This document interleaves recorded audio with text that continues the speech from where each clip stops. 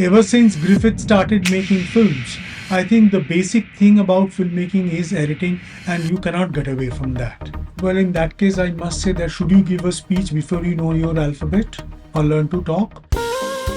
This is Erudition India Podcast, where academic wisdom and pop culture coincides. Hello and welcome to the sixth episode of EI Podcast. Today we have National Award-winning film editor Mr. Arghyakamal Mitra. Please welcome Mr. Arghyakamal Mitra. Hello, everybody. So, sir, how are you? Trying to be good. Coming to the first question, what were the significant events in your student life that helped you to decide that you will become a film editor? Well, I did not decide to be a film editor from the very beginning, but I wanted to be in films, very frankly. It was around in class 8 or 9, I think most probably 9. Around that time, I took a fancy towards this whole cinema. I was exposed to some kind of cinema through various kinds of film societies. I was not a member. My elder brother was a member of the particular film society. He had few friends who had connections with various kinds of film personalities. So he would kind of tell me stories about different kinds of films, and I would read about films, especially books on Satyajit Ray, books by Satyajit Ray. So I think that was a starting point, and I got very interested in films. Later on, much later, when I kind of had my fill of reading books, I figured out that there is one thing that I was unable to comprehend totally, or even in a very small way. That was film editing. But everywhere it was written that editing is something in films, which is very important and which is a very, I would say, a crux of the matter in cinema. So that picked me a lot, that this is something which I'm completely unable to fathom, yet it is something very important. So from then onwards, I think I took a fancy towards editing. And during your entire career, you have seen both linear as well as non-linear film editing. What inspiration can be drawn from each of these techniques? To tell you very frankly, the original celluloid is a non-linear form of editing. So I was exposed to the non-linear form of editing. Linear editing comes when you edit a video. Okay. It's not on film. Film is always non-linear. What happened was that after computerized editing came into being, video editing became non-linear from linear. Film always remained non-linear, and with the coming of computerized editing, it remained non-linear. So I was exposed to non-linear form of editing, and then I wouldn't say I had difficulty, but we kind of got used to the linear format of video editing, where we kind of figured out that you have to always edit like A, B, C, D. You cannot edit like C, D, A, B, which in films I could, but not on video in a tape format. It was kind of a freeing process in computerized editing system. My first computerized editing system was Avid, then FCP, and then there were so many other nonlinear systems which were in vogue. So one had to have a practice of all of them, because there would be different studios who would be having different kinds of software. So you get into a studio and you kind of learn from the scratch the software and you start editing. But I preferred Avid from the very beginning. But then studios started having FCP 7, that is. And this was during the year? I think I started learning Avid around 1999. 99 during that time onwards, and soon enough, I think in about a year or two after, FCP started in Kolkata, and then FCP kind of spread all over studios because it was a cheaper option than the Avid. But I enjoyed a lot, definitely. A heart-wrenching emotional question for you, sir. You have edited most number of films for Rituparno Ghosh. Kindly share us some of the magical moments that you had with him, and we all love and miss Rituda terribly. Frankly, there is no magical moment with him because he hardly used to visit the editing room. It was only during when we were working on celluloid that he would come to the editing room, but not every day. On certain appointed days, when he would say that you progress a lot, then you let me know. I'd come and I'll give my two bits. So, this is the way it usually happened. What happened with him was that he would initially, I mean, my first work with him was on an advertisement film. It was done on video. So that work he kind of attended it fully, the editing. Then he gave me a telephone call on my second work and he said that, well, you can edit on your own. So why don't you do it? Why do you need me around? So just when you get over, let me know. So this is the process we kind of followed. What used to happen was that whenever any discussion would happen, he would call me over. So at home, you used to have discussions over the cuts, over the kind of structure, and then he would give me various kinds of inputs and ask me to kind of change things, and then again discuss whether the changes are working or not. He would not come to see the changes. He would believe whatever I was saying. So he had that kind of a faith in me. One thing was that he believed in having faith in people, and once he had that, he would give a full liberty and freedom to that person, and which was a very, I would say, liberating way of working also. Because normally what would happen was that directors would generally breathe down your neck, but here he is a person who would give you complete freedom to kind of put your own two bit and carry on forward the work, not necessarily toe the line of the director. Even if you are at variance with his thought process, he would accept that, provided it benefited the film. He didn't mind if I went a little away from his thought process if it benefited the film. Thank you very much for this lovely piece of information. Now we are going to get into a little bit of technicality. So, your order of preference in editing software among the current numbers, current names, I should say, Final Cut Pro, Premiere Pro, and DaVinci Resolve Studio. I guess you mean Final Cut Pro X. Yes, which Final Cut Pro X. I have never touched that. My relationship with Final Cut Pro ends with Final Cut Pro 7, the film editing and then the video editing software. I have never upgraded from 7 to X. Okay. I tried it once. I found it to be utterly frustrating. Premiere, I handled it. Well, it's fine, but I'm getting a very good hang of DaVinci Resolve Studio, and I have that, and I really like the software. In fact, recently I edited a feature film with that, which went to Cannes this year. So I'm pretty happy with that DaVinci Resolve Studio, and I plan to work on using that software a lot more. And now it's time for Curious Queries, where our listeners and viewers send in their questions to our guest. Dear Mr. Mitra, hope you are doing good. আমি অভিক অরুণাংশু স্কুলের বন্ধু। না, আপনার editing নিয়ে আমি কোনো question করব না, কারণ সেই যোগ্যতা আমার নেই। আমি শুধু এই ভিডিওটার মাধ্যমে আপনাকে এবং এন্টায়ার অন্তহীন ক্রিউকে থ্যাংক ইউ বলতে চাই। আমি চেন্নাই যাই বিটেক করতে 2011 to 2015, and Antaheen was the only movie that I saw for more than 250 times in those 4 years, just because আমার বাংলা শুনতে ইচ্ছে করতো। So thank you so much for working really hard on movies like Antaheen and many more. Take care. ছবিটার নাম সার্থক হয়েছে অন্তহীন। তুমিও অন্তহীনভাবে ছবি দেখে যাচ্ছ, এটা আমার কাছে আশ্চর্যের। অতবার দেখেছো মানে আর কোনো ছবি ছিল না, সেটা বুঝতে পেরেছি। কারণ শুধু ওই ছবিটা এতবার ধরে দেখা যায়, আমি কিন্তু এডিট করে অতবার দেখিনি ছবিটা, সেটা একটা বলতেই হবে। সুতরাং অন্তহীন আমার খুবই প্রিয় ছবি, কারণ ছবিতে আমার মনে হয় শান্তনুর করা খুব ভালো গান আছে। কারণ এই গানগুলো এত সুন্দর, আমার মনে হয় না শান্তনু আর কোনো ছবিতে এতগুলো পরপর ভালো ভালো গান এরকমভাবে করতে পেরেছে। শান্তনু করা ভালো গান নিশ্চয়ই আছে, কিন্তু এক ঝাঁক গান এত সুন্দরভাবে একটা ছবিতে আমার মনে হয় না আর কখনো করতে পেরেছে। তবে ধন্যবাদ, তুমি এরকমভাবে ছবিটা দেখেছো। তোমার কি ভালো লেগেছে ছবিটা সম্পর্কে সেটা যদি জানতে পারতাম তাহলে আমার মনে হয় আমি বেশি আরো উপকৃত হতাম। Hello, sir. This is Antariksh. I currently study in 12th grade. So I've always been curious about editing.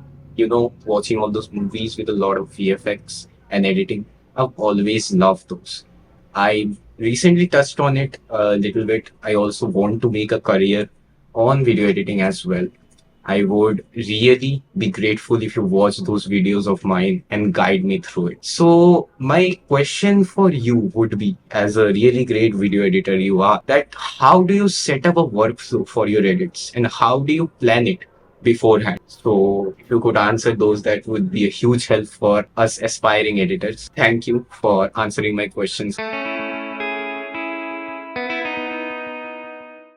So one thing is that I read the script very strongly, and I believe in kind of getting involved in a project from the script stage, where the script is written and it's kind of bounced off me, and I give my inputs.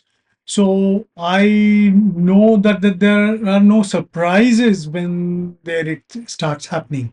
I kind of fairly know the director's mind when the edit is happening. To start with, the workflow is that my assistant kind of sets up the whole thing. My assistant sorts out the footage and kind of syncs it with the sound, and then puts it in different kinds of sequences, kind of a thing, in various kinds of sequence bin, so to say. And so when I work with sequences, and I go through the script, figure out what the particular scene is like, and then I see the rushes, and then I kind of start working on it. There isn't much of a question of a rough cut in my sense. I kind of try and do a final cut from the beginning, but definitely I do kind of affect the changes later on, because once having done the cut, there are always scope of changes happening, and I do make those changes once before the dubbing happens, and then again after the dubbing happens. So after the dub, I also kind of re-edit my work, and this is the way I kind of carry on with my work. The year was 2012. I did not know who this man was. I was standing in front of Nandon. With me, there was a friend of mine, and I casually told him, "Look at that person. He is the singer from the Bengali band Bhumi, Soumitra Rai." And at that point of time, Rajuda, the friend of mine, he corrected my mistake that he is not Soumitra Rai, he is Arghyakamal Mitra, he is a film editor. That was the first indirect introduction that I received. So I have a question for you. In your knowledge, did the same mistake was made by any other person? Yes, a different way. My wife and I, we kind of went to a restaurant in South City. I think it's one of those Thai restaurants which is there. Our next table got occupied by a family, and I figured out that the gentleman in the family was constantly looking at me and was giving curious glances. So I told my wife, maybe he's kind of recognized me. The moment I said that, soon enough, the person came near me and whispered, "Are you still painting?" So soon enough, I realized what he was meaning. I said, "No, the person who used to paint died recently." And I know that because a lot of my friends tell me that you are Poritoshen take two. That is in another way. Now let's get into our next question, which is a word of suggestion for all those who are in class 12 and aspiring to become a film editor. I think it's quite a journey. If you want to be a film editor, first of all, don't be a film editor. You have a hang of music, various kinds of fine arts. By various kinds, I mean painting, music, dance, theater. Then by music, I don't just mean songs, I also mean classical music, Western and Indian both. Because unless you get a hang of all these things, it's very difficult to be a good editor, because with all this experience in your bag, you can approach editing. Without all this kind of experience, it would be difficult for you to kind of approach editing, because editing is strongly a rhythmic kind of a work. Rhythm plays a very important role in editing, and for you to kind of sharpen your skills in how what a rhythm is and how to kind of get a fathom of it, it would be interesting if you get a hang of music, if you listen to classical music, especially Western classical, And well, definitely Indian classical music is also a good thing to listen to, but I'd say that get a hang of the Western classical music first. Get a hang of the paintings, of the world class paintings, Indian paintings, world paintings, Western paintings, and get into literature, get yourself steeped into literature, and all these things will help you into editing. And definitely see a lot of films. By films, I just don't mean films which are made in India, films which are made all over the world, because it's the world cinema which will definitely help you kind of understand what editing is all about. And read books on cinema, books not on cinema as well. Read a lot of literature. How are ego clashes between a film director and a film editor eventually sorted? There's hardly any ego clash with me, because I generally believe in the dictum that director is the last word. We have difference of opinion, definitely, where I put my thoughts forward. But if I find that the director is a little too stubborn in accepting my thought process, I let it be. Because at the end of the day, it's the director's vision which has to be kind of taken forward. It can't be mine, my idea, which I can push forward stubbornly. Because at the end of the day, it's not my film, it's director's film. Coming to the next question, there is always a set of confusion among content creators, among young content creators, that when should they actually start posting their work? Should they get through a thorough learning process of editing, filming, cinematography, and among many other fields before they actually start their work? Or should they start their work and learn along the process? Well, in that case, I must say that should you give a speech before you know your alphabet or learn to talk? If the question is yes, then you can post anytime. If the answer is no, then you learn things, then you post. And why do you need to post always? Why do you have to tom about yourself? Do the work and feel nice about it first, then you post it. Posting is what? Letting people see. Do you want people to see a very frazzled edges of your work, or you want to see a very nice, well done work? So if your answer is that you want to see post a very nice, well done work, so you learn your craft first, then you post it. What is your take on cutting in this modern age of motion graphics and VFX? Well, whatever VFX, whatever modern age you want to say, you cannot get away from the fact that film needs to be cut and joined. That's the very basic thing. Even for the VFX to take shape, it's in the editing table, or maybe much before that.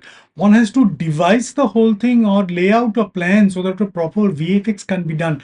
Unless the shots are properly arranged, you cannot do the VFX from the scratch like that, because then you have to have enormous amount of unnecessary footage on which you are working on VFX. It's only when you have cut and joined the films you know exactly how many frames of VFX you are going to need. VFX is here to stay, and there is no two ways about it. But one thing is basic, is that you cannot get away from cutting and joining. That is the basic thing about a filmmaking. Ever since Griffith started making films, I think the basic thing about filmmaking is editing, and you cannot get away from that. Is artificial intelligence a threat to the creative persona of a film editor, or is it just the beginning of a new magic? I think it's a beginning of a new magic, and it will be nice if people got a hang up of artificial intelligence and used them properly to their own advantage, rather than feeling that artificial intelligence is a kind of an enemy or a threat. It's like, I mean, when computers came, people thought that typing has gone. No, typing hasn't gone. Typing is here to stay, and it's only that you don't need a typewriter. You have a computer to do things for you, and computer can do a whole lot of more things which your typewriter can't. I think artificial intelligence is like that. It's better to make friends with artificial intelligence and kind of work around it. Thank you very much, sir, for joining us in our Thank you. podcast. And thank you, viewers, for watching this episode. We will be back again soon in the next one.